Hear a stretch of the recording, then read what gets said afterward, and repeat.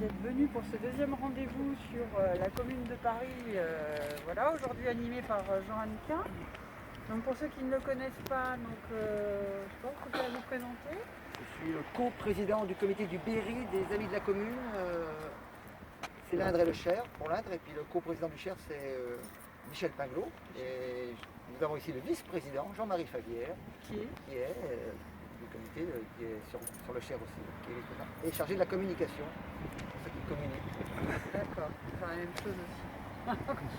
Alors, la médiathèque a donc emprunté à la ville de Paris, sur la proposition aussi du comité d'histoire de la ville de Paris, cette exposition qui avait été montée dans le contexte du 145e anniversaire de la commune de Paris. Et donc voilà, qui était installée en fait sur les grilles de la mairie, là-bas à Paris. Donc on s'est dit, bonne idée de remettre cette exposition en extérieur au milieu du contexte. En plus c'est très bien, comme ça on fait ça dehors, je ne peux pas, c'est super sous le soleil. Voilà, donc ça retrace les 72 jours de la commune de Paris, assez bien illustrés, voilà, que Jean Hannequin va nous commenter, et ensuite, et après vos questions, etc., pour ceux qui le souhaiteront, on pourra se rendre au centre de la mémoire, alors par petits groupes évidemment, parce que c'est dans une petite salle, pour le complément à cette exposition, donc avec illustré par des archives locales, enfin liées à l'histoire d'Issoudun et à la commune de Paris, et au fond de la bibliothèque patrimoniale, consacrée aussi à ce moment de l'histoire. Voilà.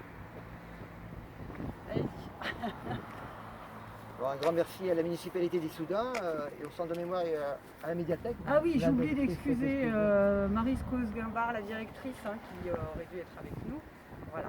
Et c'est pour ça que je la remplace modestement. Un grand merci, voilà. Puisqu'il y a plusieurs initiatives qui ont débuté sur Issoudun. Issoudun a donné l'exemple, parce qu'il y a eu la situation pandémique. Issoudun a montré qu'on pouvait faire des choses malgré la situation, dans certaines conditions. Et donc le spectacle de ce soir a été annulé malheureusement, mais il sera reporté, on espère. Et puis il y aura encore une balade dans les rues d'Issoudun au mois de juin sur les pas de Marie-Mercier. Et puis certainement, et on en a parlé Stéphanie, l'exposition locale qui est de grande qualité, on n'aura pas le temps de la voir aujourd'hui de manière collective, on essaiera de faire un moment au mois de mai, un moment posé, on présentera l'exposition locale et on fera aussi un retour sur les natifs d'Issoudun et du pays d'Issoudun qui ont participé à la commune de Paris. Voilà, on fera un focus là-dessus. Il y aura une intervention, parce qu'elle mérite vraiment d'être regardée attentivement avec le regard provincial. Donc cette exposition a été, donc, comme l'a dit Stéphanie, faite en 2016. Elle est différente des autres. Il y a beaucoup d'évolutions dans les expositions. Celle-là, vous voyez, il y a moins de texte par rapport à d'autres que vous avez peut-être pu voir. Il y a plus d'iconographie et d'illustration, donc pas mal de choses nouvelles d'ailleurs, et puis il y a des petites mini-frises au bas qui sont maintenant indispensables dans les expositions pour comprendre le cheminement des panneaux, qui me paraît important. Il y a 20 panneaux, alors il n'y a pas beaucoup d'espace pour tourner, on essaiera de se mettre en arrondi à chaque fois. On va s'intéresser aux illustrations, aux frises, et puis on démarrera sur l'histoire qui se raconte dans chaque panneau.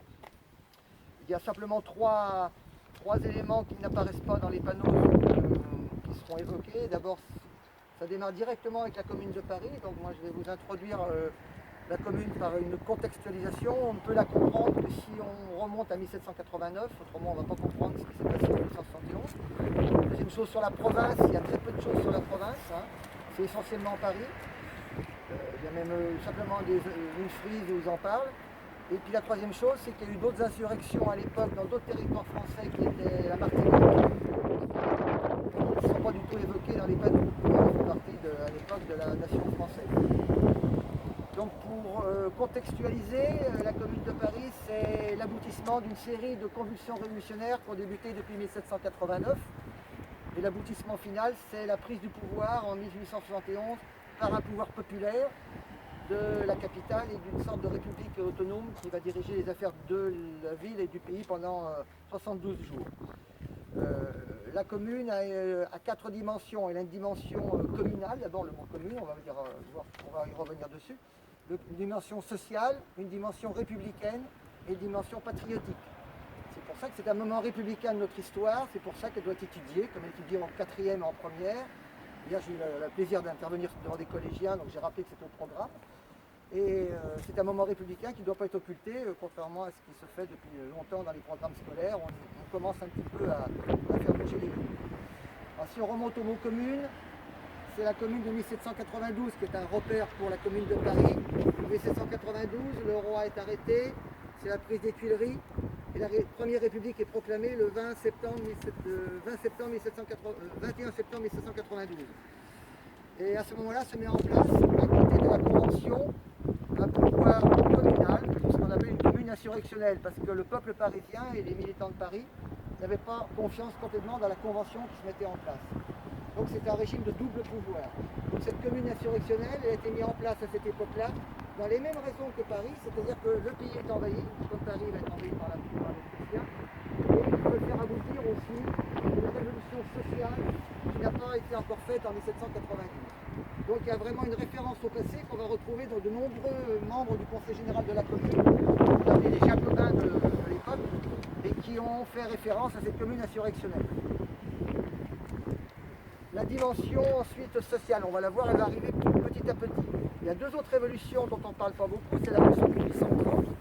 1830, le roi Charles X est chassé, c'est une monarchie parlementaire qui se met en place et non pas une république. Contrairement à l'attente du peuple parisien, il y avait déjà eu des barricades et déjà eu les premiers drapeaux rouges sont apparus en 1830.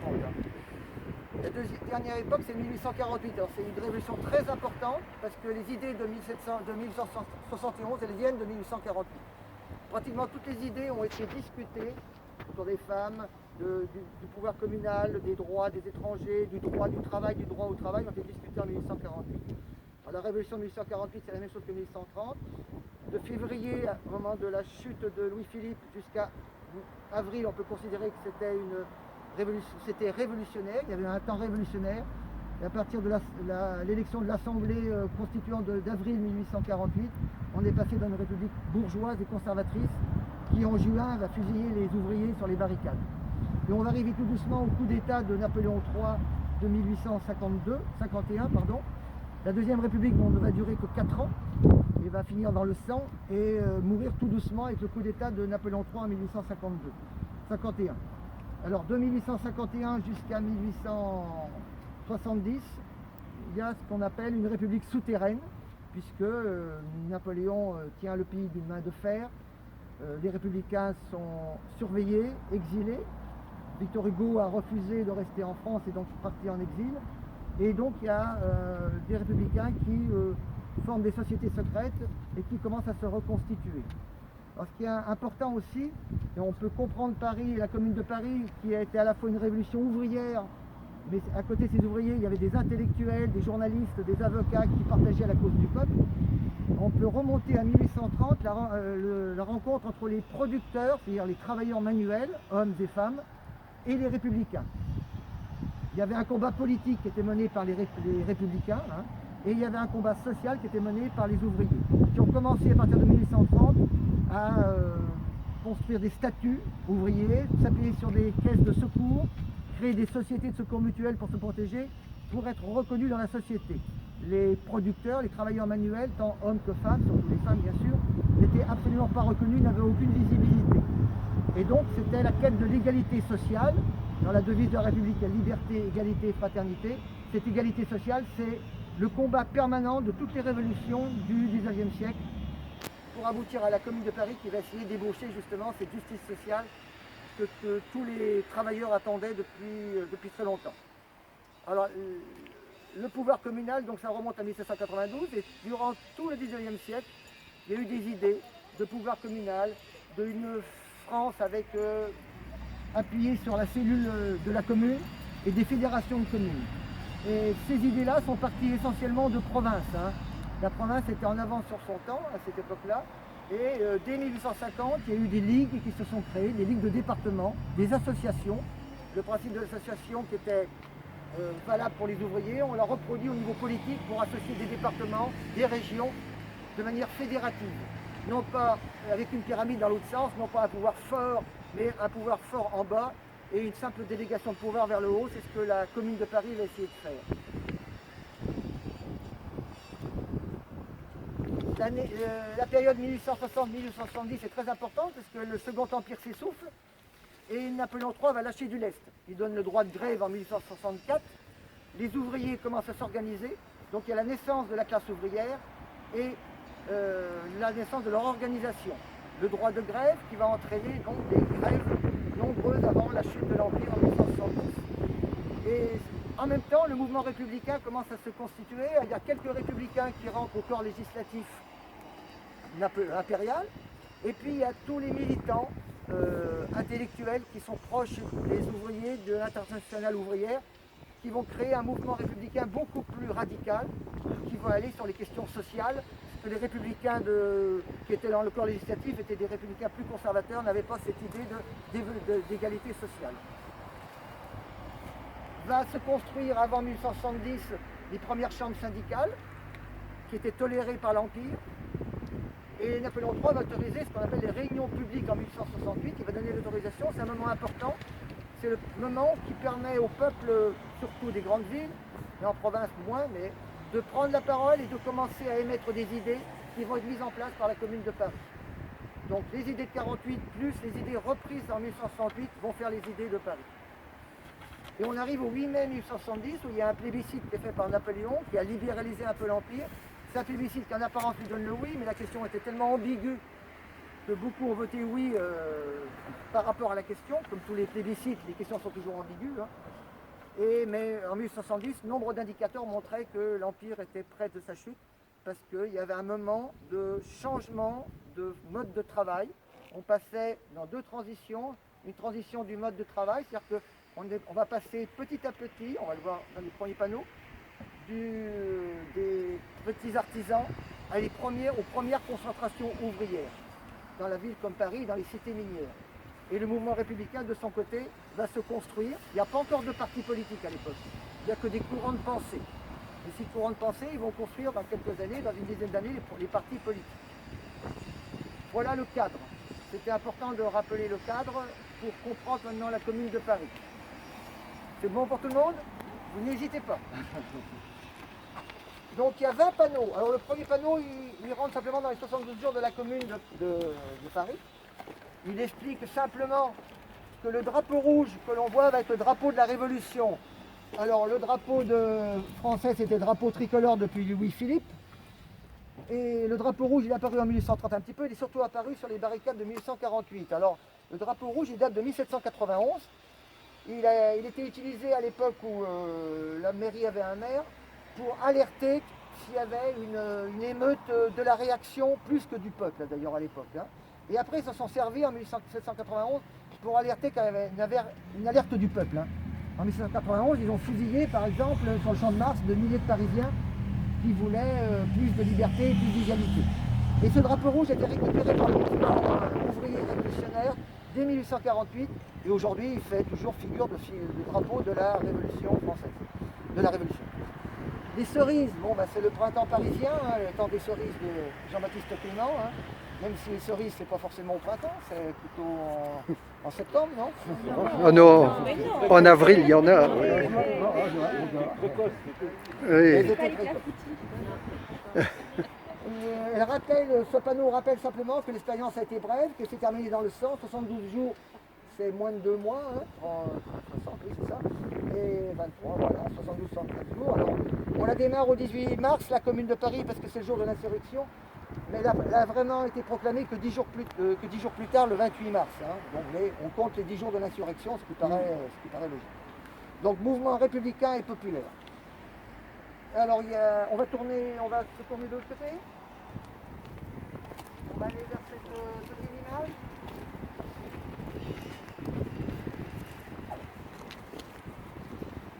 Alors on rappelle que la Commune de Paris, pour résumer, c'est un moment républicain, c'est une insurrection. Une insurrection, c'est quand on prend les armes et qu'on se heurte à un pouvoir qui est en place. C'est aussi, et c'est très important, un sursaut national. C'est-à-dire que la première raison d'être de la Commune, c'est l'armistice et la paix signée avec la Prusse pour la guerre. Les communards étaient des gens très très patriotiques, hein, très patriotiques, et c'était un sursaut patriotique. Ça a été aussi une révolution sociale, la conquête des droits on va le voir tout à l'heure, qui n'avaient pas été mis en place depuis 1789. On rappelle que 1789, c'est une révolution en grande partie bourgeoise. Hein. Les seuls qui ont bénéficié en 1789 des avantages, c'était les paysans qui ont pu racheter des lopins de terre et avec la vente des biens nationaux, éventuellement mais les ouvriers en eux-mêmes, le monde ouvrier, n'avait pas bénéficié de la révolution de 1789. Hein. Une fin tragique, une ville isolée. Alors, les premiers souvenirs de la commune, on le voit par l'affiche. Hein. Et ça va rester jusqu'à il n'y a pas très longtemps finalement. C'est le souvenir des martyrs. Ceux qui sont morts durant la semaine sanglante. Les premières affiches 1880, elle est à gauche, rappellent déjà les derniers combats sur les barricades. Et on va voir qu'au fil du temps, la mémoire de la commune va passer de la mémoire des martyrs à l'utopie et aux idées de la commune. On va passer de la semaine sanglante de mai, qui est toujours honorée bien sûr, au 18 mars, comme avant-hier, qui est plutôt le moment qui indique que la commune avait des idées, qu'il faut mettre ces idées en place. Et vous avez ici une proclamation de la commune devant l'hôtel de ville. On en reparlera tout à l'heure, puisque ça fait partie de la chronologie. On va remonter le temps. C'est l'hôtel de ville de Paris. Donc les 4 raisons, je vous les ai données. Et il y avait 100 000 Parisiens ce jour-là.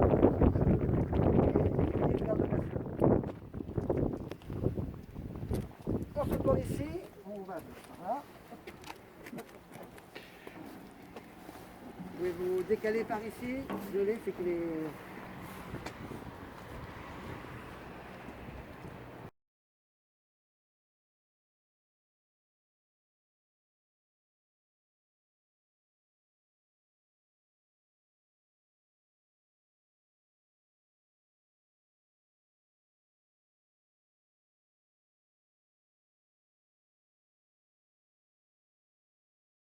Alors Paris, modernité et contraste. On va revenir un petit peu sur la concentration ouvrière.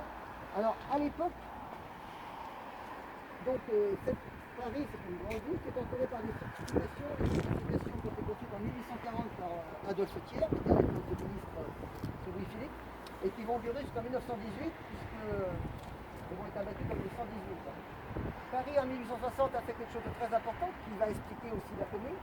C'est que tous les faubourgs populaires qui étaient autour du centre de la ville, Belleville, Montmartre, les Buttes de Chaumont, la Villette, etc., il y en avait une dizaine, on va les retrouver ici.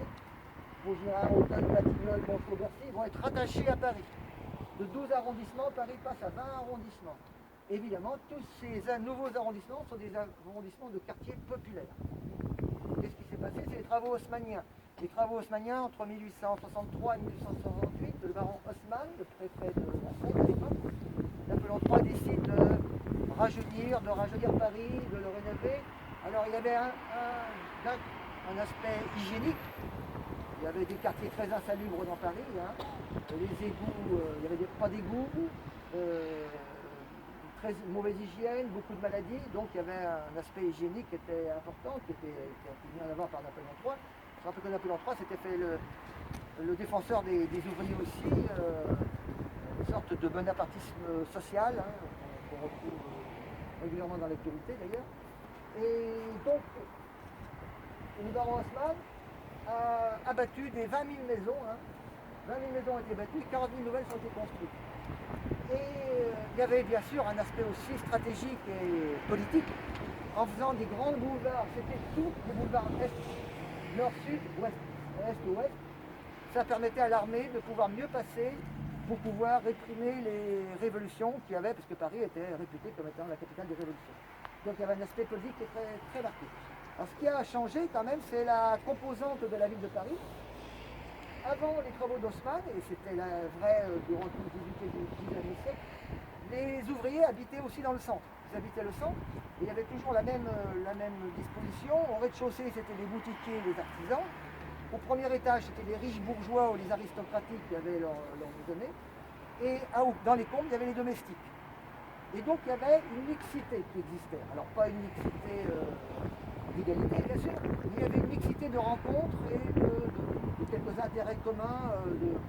Par contre, avec les travaux d'Haussmann, tous les ouvriers vont être poussés vers l'est de Paris, dans les quartiers populaires. Belleville, Montmartre, la Butte aux Cailles, le 20e, le 19e, le 18e, etc. Et on va retrouver de l'autre côté tous les riches bourgeois. Et le monde ouvrier va être là. D'ailleurs, au moment de la semaine sanglante, on va voir que les quartiers populaires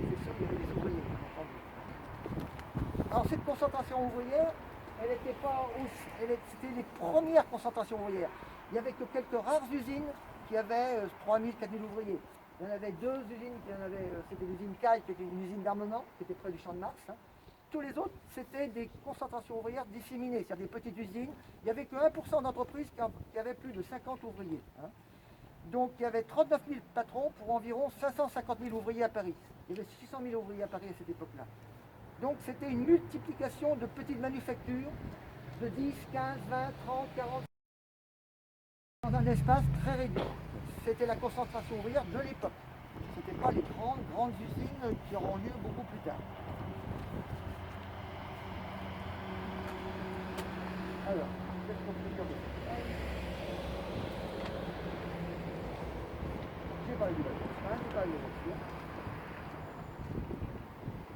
On a fait le tour des... Alors les métiers populaires, on va les retrouver sous la commune. On va voir. Alors, les ouvriers, on va en reparler tout à l'heure. Ces ouvriers, ils venaient de la province. 3/4 des communards et communardes étaient d'origine provinciale. Alors ils sont montés, depuis très longtemps, les maçons montaient à Paris. Alors la première migration, avant d'aller dans les grandes villes, il y avait une migration en France, d'un village à l'autre, etc., etc. Après les migrations vers les grandes villes, comme Paris, ou vers les cités minières pour trouver du travail, ne sont faites surtout à partir de 1840 avec la révolution industrielle. Donc ce sont des migrations très fortes. Les maçons de la Creuse, depuis le XVIe siècle, se déplaçaient régulièrement. C'est eux qui ont construit la digue de La Rochelle, par exemple. Et donc, toute une migration d'ouvriers, mais aussi de femmes, d'enfants, de familles. Pour une raison essentielle, c'est qu'en province, si je prends l'exemple par exemple de l'Indre, il y avait, province rurale, une grande misère. Des familles très nombreuses, 7, 8 enfants, et bien le 7e, le 8e n'avait pas de travail, il allait à Paris.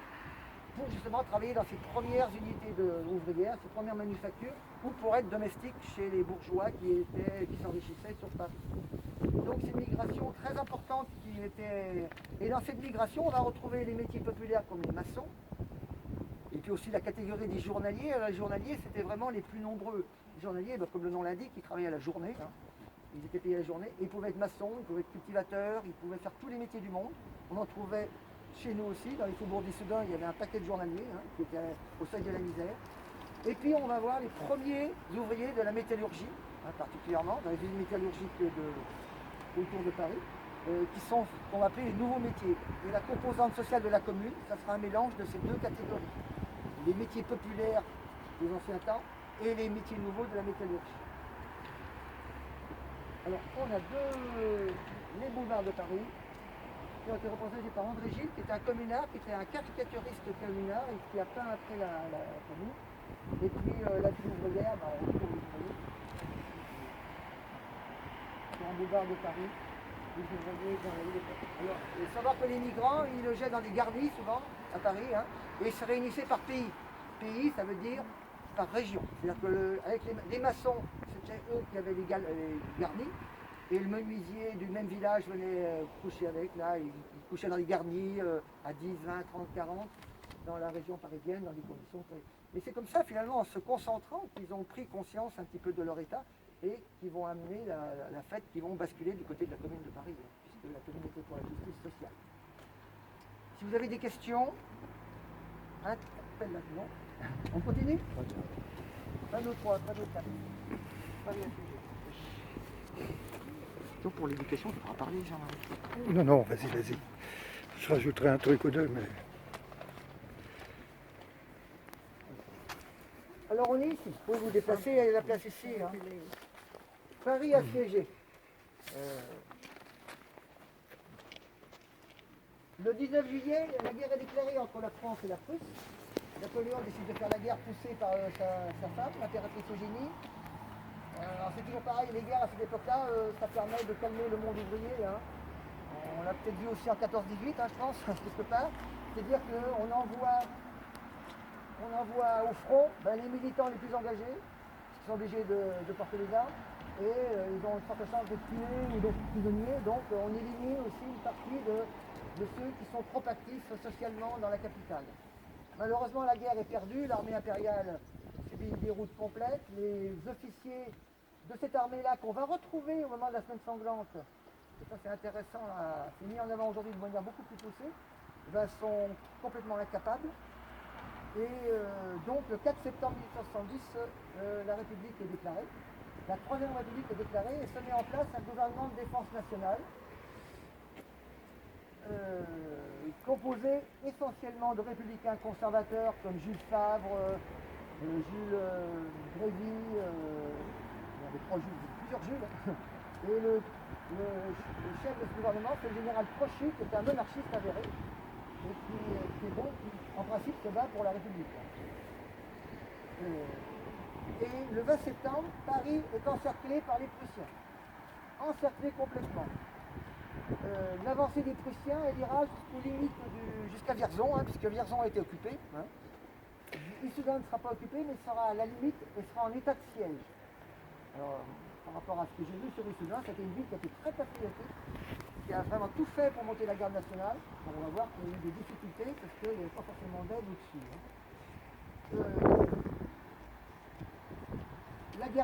Donc la guerre est menée en province par Léon Gambetta qui est parti en ballon, le ballon Georges Sand.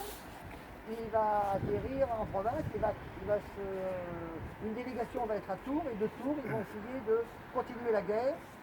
Les soldats seront très courageux, les gardes nationaux, qui sont des civils, qui sont régimentés parce qu'ils sont mariés, ils ne vont pas dans la troupe régulière, sont très courageux aussi. Alors à Paris, il y a 200 000 gardes nationaux.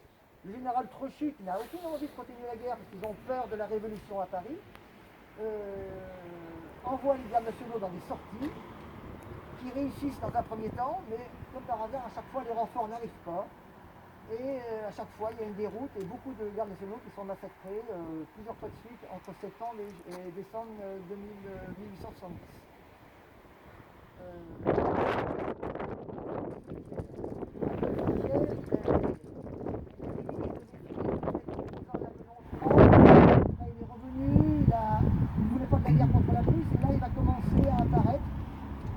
Dans toutes les capitales européennes en octobre et novembre pour voir si la France faisait la paix, quelle attitude auraient les pays autour de la France.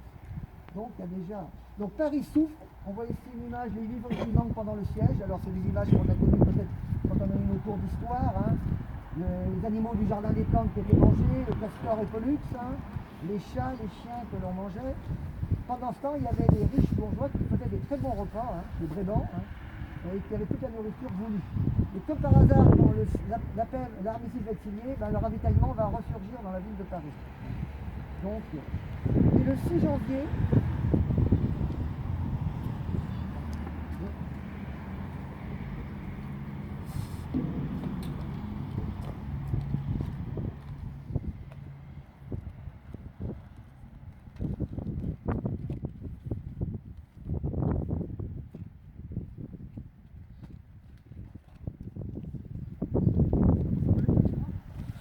le 6 janvier va apparaître ce qu'on appelle l'affiche rouge.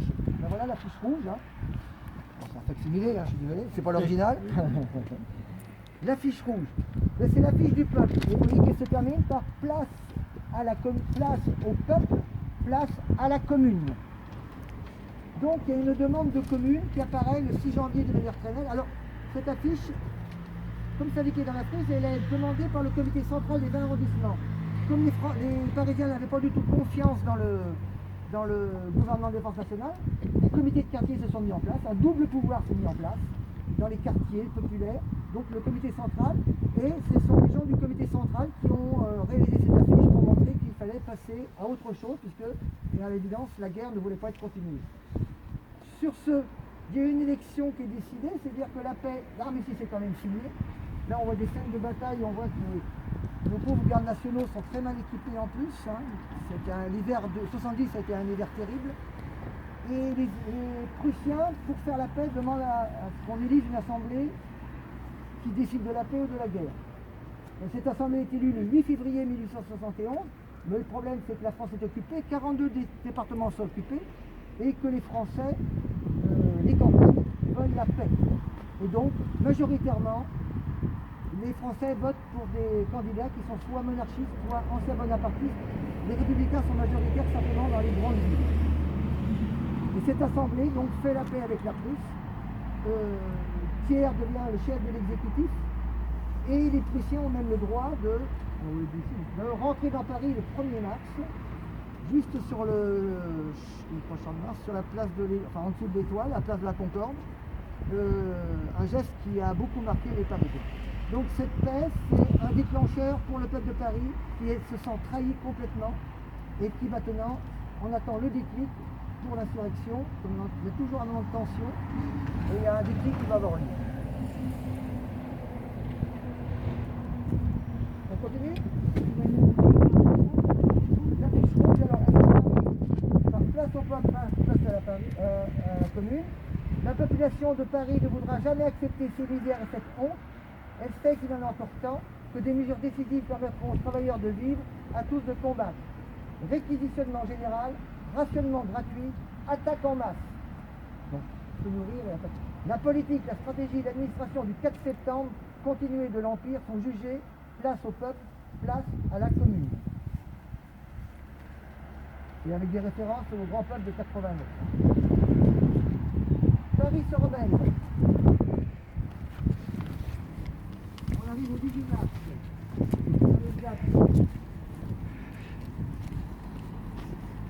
Donc, la garde nationale parisienne. La garde nationale parisienne est composée de 200 000 hommes et va se fédérer. Se fédérer, c'est-à-dire que toutes les...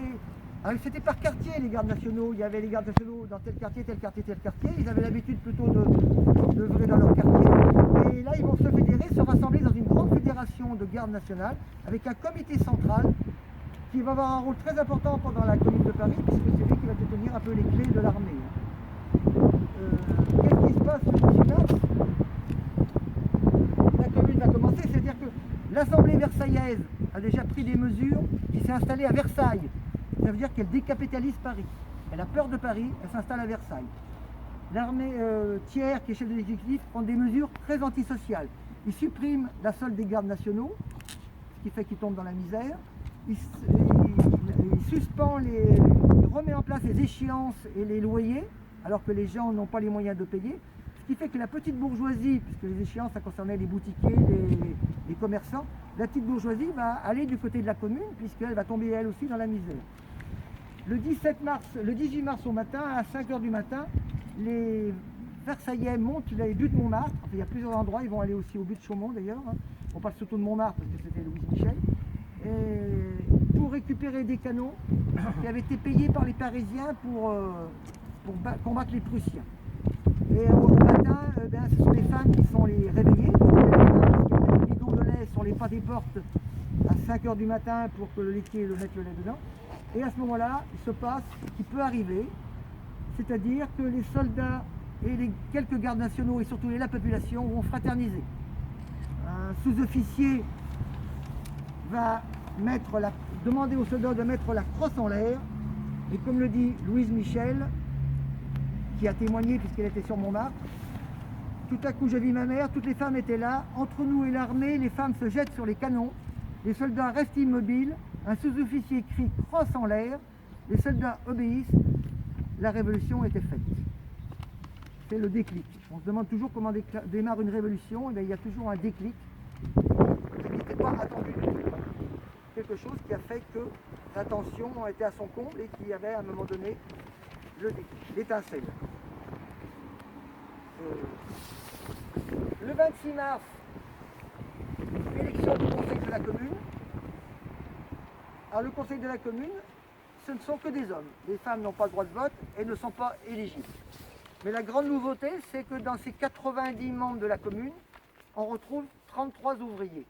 Donc c'est la première fois que se met en place un gouvernement avec des ouvriers qui ont le pouvoir et des ouvriers certes qualifiés. Alors je prends les principaux, des mécaniciens, des bronziers, des fondeurs, des ciseleurs, des teinturiers, des menuisiers, des bottiers, des cordonniers, des relieurs. Et à côté, des instituteurs, des journalistes, des courtiers et beaucoup d'employés. Les employés, ce qu'on appelle les cols blancs, qui en 48 étaient du côté de la réaction, mais qu'en 71 ont été du côté de la commune de Paris. Donc la commune est proclamée et va se mettre en place. Alors on évoque très rapidement ici le mouvement communaliste de province, au même moment, en province, à l'annonce de l'appel que Paris s'est levé, des communes se forment à Lyon, à Marseille, à Narbonne, à Toulouse, à Saint-Étienne, au Creusot.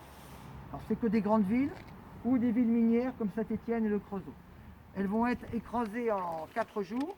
Alors on ne va pas tout développer, mais c'était déjà, des villes comme Lyon et Marseille avaient déjà bougé au mois de septembre 1870, avaient proclamé la République avant Paris. C'était beaucoup dépensé pour la défense patriotique, et ça, elles arrivent un petit peu essoufflées en 1871. En plus, le contexte n'est pas le même. Paris est plein d'ouvriers. Ici, il y a un mélange de radicaux, de républicains modérés, et dans les provinces, dans les villes, il y a aussi des troupes, des garnisons, beaucoup de garnisons, des autorités très puissantes, très importantes, ce qui fait que, une fois le 18 mars, l'armée versaillaise, elle a fui sur Versailles. Paris n'avait plus du tout d'ennemis dans Paris. Ici, il y avait des autorités et des troupes régulières qui étaient nombreuses, qui ont empêché tout mouvement de continuer. Bon. Mais je pense que ça aurait mérité largement un panneau.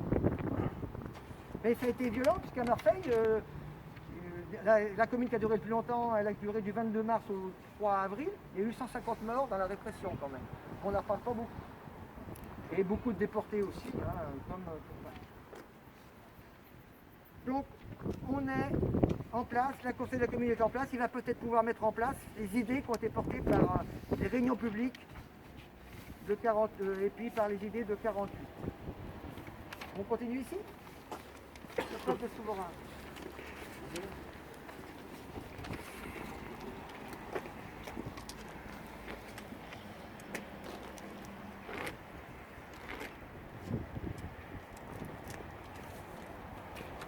Alors le mot souverain il est important parce que c'est la quête de tout le 19e siècle. C'est pas Si. La quête de tout le 19e siècle, c'est-à-dire que c'est la souveraineté populaire.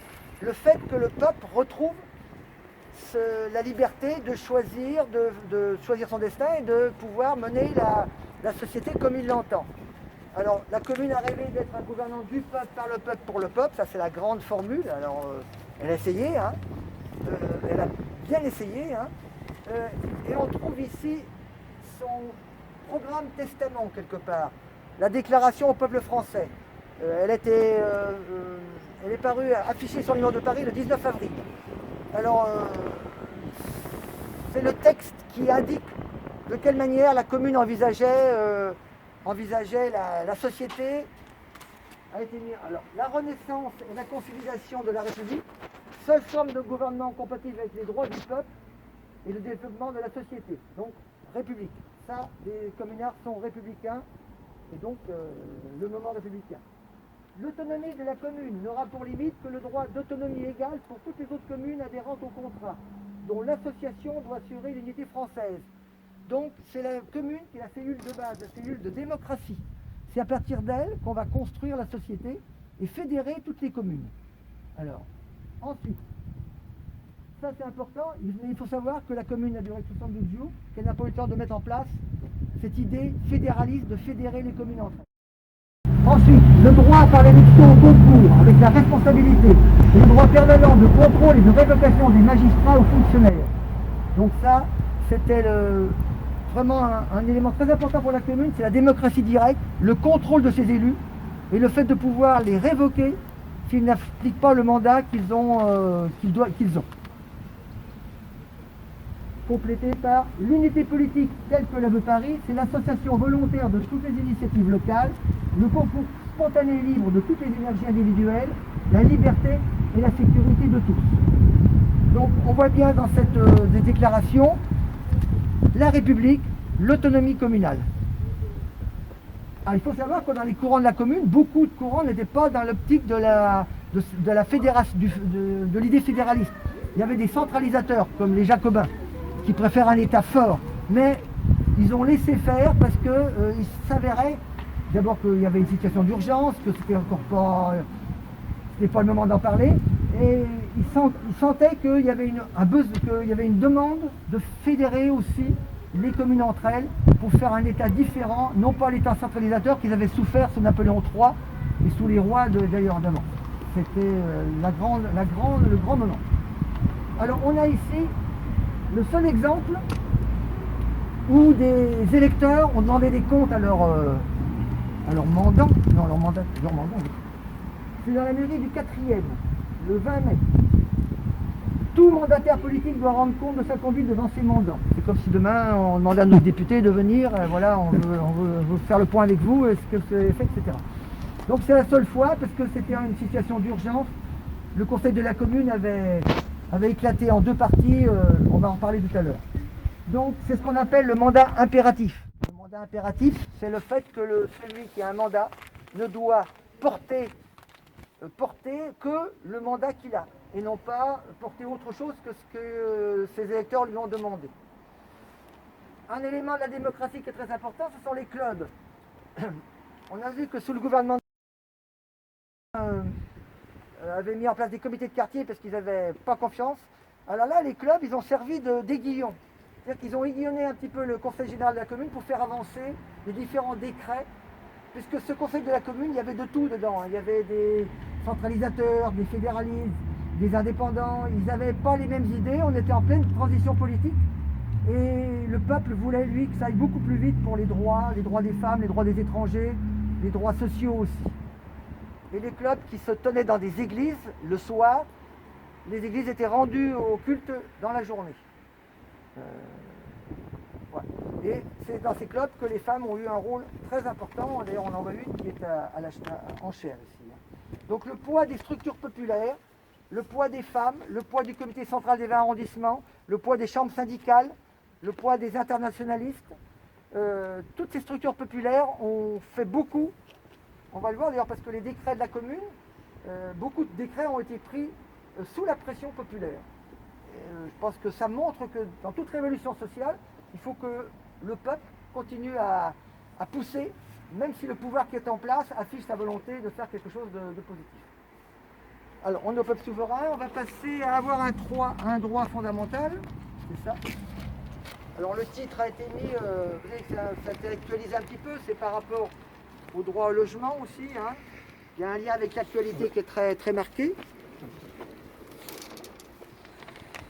Alors là, on a une iconographie qui représente des propriétaires caricaturés, hein, puisque les loyers, les remises générales est faite aux locataires des termes d'octobre, janvier et avril. C'est la commune qui décide ça, puisque les locataires n'avaient plus de quoi payer. Et les propriétaires font le nez, hein, messieurs les propriétaires, devant le décret de la commune sur les loyers.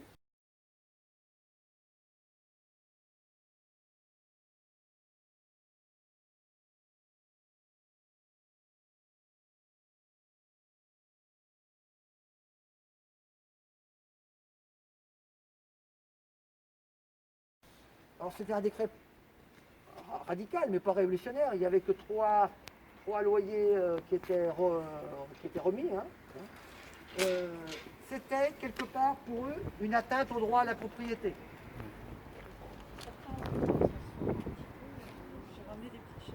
C'était ressenti comme ça, le droit à la propriété. Les communards n'ont pas touché le droit à la propriété. Hein. La Banque de France, ils n'ont pas voulu y toucher. Ils considéraient que c'était un bien national. Alors on ne peut pas les juger, mais on sait après coup que c'était une erreur. Mais à ce moment-là, ils n'avaient pas, dans cette période d'histoire, ils n'avaient pas l'idée de toucher à la propriété, même les plus radicaux. Hein. Il y en a quelques rares qui ont voulu aller à la Banque de France, récupérer l'argent de la Banque de France, et ça n'a jamais. Il a même été défendu par un bataillon de garde nationale qui a défendu toute intrusion. Hein. Deuxième chose qui revient au droit fondamental, c'est la location des logements vacants. Alors ça parle aussi encore aujourd'hui, hein, dans l'actualité. Alors c'était surtout une mesure d'urgence. Versailles a commencé la guerre le 2 avril en bombardant le pont de Courbevoie et Neuilly, et les gens ont été obligés de quitter leur maison. Et donc, en urgence, il fallait loger quelque part. Donc, alors vous voyez que c'est une mairie d'arrondissement qui décide. Parce que les mairies, il y en avait 20, et il y avait une grande décentralisation. Les mairies avaient une grande liberté d'action. Et c'est au niveau des mairies, des municipalités qu'on va voir les structures populaires, les femmes, les gens du peuple vraiment agir. Et cette mairie décide ça. Mais si on regarde bien la phrase, il importe de mettre immédiatement ces locaux à la disposition de nos concitoyens qui viennent nous demander asile. Mais ils ne demandent pas forcément de le faire d'une manière directe et abrupte. Hein. Nous invitons les propriétaires à venir en faire la déclaration. Alors, je ne suis pas persuadé que les propriétaires vont déclarer que leur logement est vide. Hein, comme aujourd'hui, je ne pense pas. Donc, vous voyez, toute la prudence à l'époque des communards, et pourtant, ah oui, non, c'est Bellet. Il y avait Varlin. Varlin était un élément très radical, socialiste. Par contre, vous voyez, Charles Bellet, c'est intéressant d'ailleurs, là, je n'avais pas remarqué. Charles Bellet, c'était un républicain très, très modéré. Varlin était un radical. Il a cédé. Hein. Charles Bellet, il a pu s'enfuir de Paris durant la semaine sanglante grâce à un laissez-passer d'Adolphe Thiers. Vous voyez, donc il y avait vraiment des courants politiques qui se retrouvaient sur la République et l'autonomie de la commune, mais sur le plan social, il y avait des différences énormes entre ceux qui étaient pour la défense de la propriété et les autres. Donc voici deux décrets qui sont parlants sur la commune de Paris. Il y a aussi des réquisitions de vivres pour l'armée, hein, qui a été faite aussi en même temps. Je rappelle aussi que la commune, dans son décret sur la limite aussi, hein, les locaux libres, mais si les propriétaires revenaient, ils avaient une indemnité. Donc il y avait toujours cette précaution par rapport à la propriété, ils étaient vraiment pas très à l'aise avec cette dimension-là. Ça va pour tout le monde?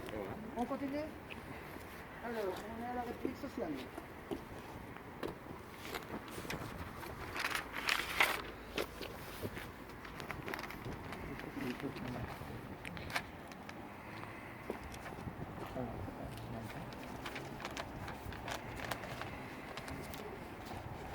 Alors là, on a encore des affiches, c'est intéressant parce que les affiches, c'était le langage de la commune. Hein.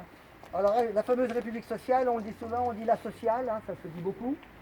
La sociale, c'est un peu imaginaire, c'est l'égalité, c'est les mêmes droits pour tout le monde. Hein. Alors si on regarde de la frise, on retrouve le décret sur la réquisition des ateliers abandonnés. Alors là, ce sont les ateliers abandonnés. Là aussi, de nombreux, plus de 100 000 Parisiens ont fui le 18 mars, hein, et dont des patrons qui ont abandonné leurs ateliers. Et comme la commune voulait mettre en place un travail en association ouvrière, a cherché à réquisitionner ces ateliers. Et là aussi, il y avait réquisition des ateliers, mais si les patrons revenaient, eh bien, il y avait une indemnité qui était prévue. La fiche, le travail de nuit des ouvriers boulangers qui est supprimé. Alors là, on est en plein dans le droit du travail. 1848, c'était le droit au travail pour les hommes. 1871, c'était le droit au travail et du travail pour les femmes, et pour les hommes, le droit du travail. Ici, c'était une demande des ouvriers apprentis boulangers de pouvoir ne pas travailler la nuit. C'était une avancée énorme à l'époque, hein, puisque c'était quelque chose qui était récurrent. Hein. Le 28 avril, un décret qui supprime le système des amendes et des retenues sur salaire. Ça, c'était demandé aussi par les ouvriers, parce que de nombreuses, pour des raisons futiles, on retirait du salaire qui était déjà misérable de l'ouvrier, pour n'importe quelle raison, de l'argent. Un autre décret intéressant, le 6 mai, la récupération gratuite des objets au mont-de-piété, de moins de 20 francs. Alors le mont-de-piété, il existe toujours, hein, il est à rue des Blancs-Manteaux à Paris. Hein. Je ne sais pas si on dépose encore. Alors, la gravité, c'était qu'à l'époque, ceux qui avaient dans la misère, ils allaient déposer des meubles, ça pouvait passer, des vêtements, ça pouvait passer. Il y en avait certains, ils déposaient leurs outils de travail. Et en déposant leurs outils de travail, ils n'avaient plus de quoi vivre. Donc, c'était quelque chose d'important parce que même les petits boutiquiers et commerçants qui vivaient dans la misère ont déposé. Et on a des images où on voit le forgeron récupérer ses tenailles et son marteau, on voit une dame récupérer sa machine à coudre par exemple. Alors la commune a beaucoup discuté, mais elle n'a pu s'entendre que jusqu'à 20 francs, hein, de moins de 20 francs. Au-dessus, ça a été compliqué. Et là encore, c'était le droit de propriété. Ils pensaient qu'on ne pouvait pas aller beaucoup plus loin.